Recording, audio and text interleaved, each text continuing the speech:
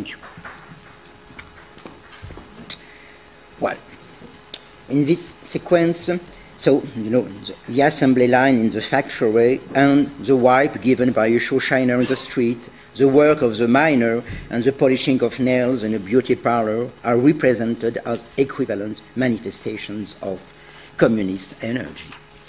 In the same year, in general line, Vertov's old enemy, Eisenstein, opposed the old and the new. The movement on the film general line starts from the old gesticulation of religious ceremonies and moves towards dynamism of the new machines. And the heroine of the new life in Eisenstein's film, Martha, pays no attention to the appearances of outfit and beauty care. But in Vertov's film, the sequence in the beauty parlor apparently ignores the opposition of the old and the new, just as it ignores the distinction between truth and appearance. All movements are equivalent insofar as they can be connected with similar movements and seized at the same speed. Vertov's Marxism apparently ignores any opposition between the true movement of positive energy and the appearances of class society and of its forms of entertainment. There is no opposition between reality and appearance. There only is the universal connection of movements, which leaves no room for a truth hidden behind the appearance, no time for the deadly fascination of the gaze. We can oppose the cheerful young lady of the beauty parlor to the austere Martha of general line, but we can also oppose her cheerfulness to the torture endured by Judy in the hairdressing salon, where she is reshaped by the mad desire of Scotty. Vertov's camera bluntly suppresses the delay or the interval that allows a look to put a story onto a face. This interval is what provokes the deadly fascination for Hitchcock's Madeleine, as it provokes that for Proust's Albertine as well. But there is no room for it on the overcrowded beach of Odessa filmed by Vertov. That we can oppose not only to the Pacific shores where the fake Madeleine lures Scotty into her trap, but also to the beach of Balbec in Proust, where the narrator turned a moving patch of color into an object of love. At this point, the superpower attributed to the mechanical eye comes to be overturned. The eye, after all, turns out to be only the organ that transmits movement. The work of the camera can be compared with the work of the telephone exchange, where the employees only move plugs, allowing a multiplicity of connections regardless of their own interest. The magic trick that showed us the camera or the projector moving by its own movement thus takes on a new meaning. The automatism of the mechanical eye dismisses at once the imperialism of the eye and its servitude. There is no superpower of the image, therefore no need to invent narrative strategies to contain it. The cinematographic machine dismisses the couple of the eye manipulating the appearances and the eye fascinated by them. There is no fascination, nor is there any vertigo, in the space of oblique lines and reversed angles constructed by Soviet artists like Rodchenko or Litsitsky. It is simply impossible to fall into the void. So there are no machinations, only movements. This means that the mechanical eye does by its own power what literature had to do by artifice, the disappearance of the artistic will in the product of art.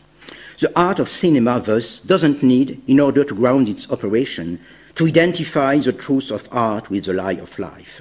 The machine of movement only knows one truth, the equality of all movements. But this equality is no more the nihilist equality of all the manifestations of blind life.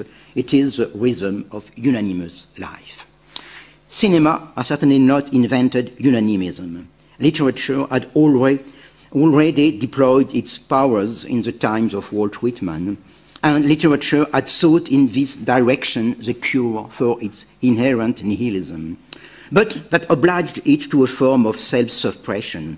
Let us simply think of the accumulation of words mimicking electric discharges or machine gun fire in the poems of Blaise Cendrars, Marinetti, or Mayakovsky.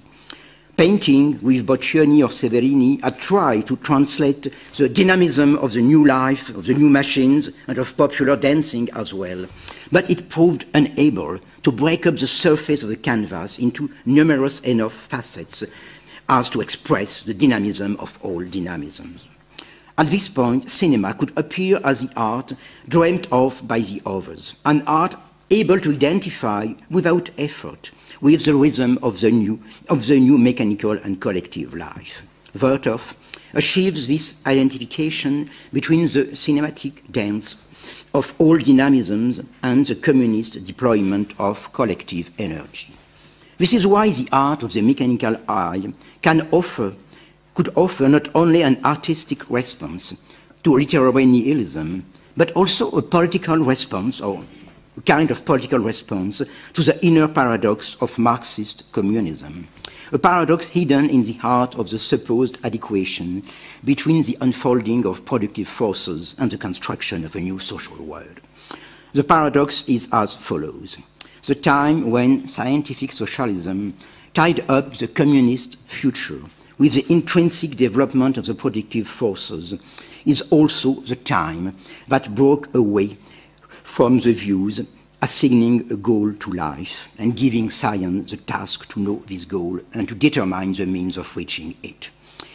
Life wants nothing. Such is the nihilist secret that bites from the inside the optimist scientist narratives of late 19th century. Marxist science indeed knew how to cope with this secret. It translated it in the terms of a strategy of ends and means and of the expectation of the right time. It explained that the march towards socialism could not anticipate the development of the process, that it could not impose its desires to the course of things. But behind the idea of scientific adaptation to the movement of life lies the deeper feeling that this movement leads nowhere in itself, and that the will to change life doesn't rely on any objective process. This is why the strategy of scientific rigor had to reverse itself, to affirm itself as a mere necessity of the violent break that imposes a direction to the endless movement of productive life. The deployment of the movements of the mechanical eye takes on its political relevance with respect to this inner split. While cinematographic unanimism dismissed nihilism, it took on at least one of its principles, the movement of life has no goal, no orientation.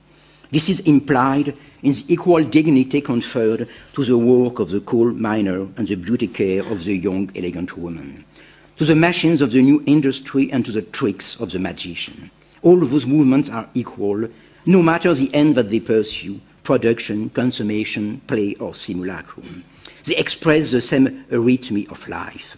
The oriented movements of socialist construction is attuned to the deployment of all those movements in which life expresses nothing but its equal intensity.